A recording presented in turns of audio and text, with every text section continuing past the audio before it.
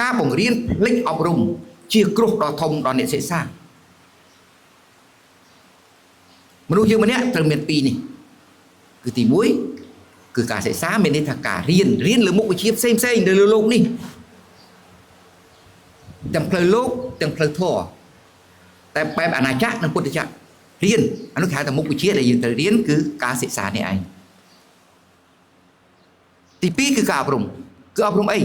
គឺអប់រំពីអេរិយាបថដែលខ្ញុំឲ្យឈ្មោះថាមាន3ពាក្យថាអេរិយាបថមួយម៉ាត់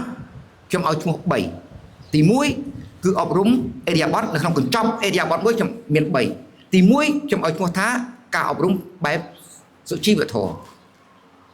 ទី2គឺការអប់រំបែបសិលធម៌ទី3គឺការអប់រំបែបគុណធម៌3នេះខ្ញុំហៅថាអេរិយាបថប៉ុន្តែឥឡូវយើងចែកទង្វើឬក៏សកម្មភាពផ្សេងមិនដឹងថាមួយណាជាសុជីវធម៌មួយណាជាគុណធម៌មួយណាជាសិលធម៌ទៅទេ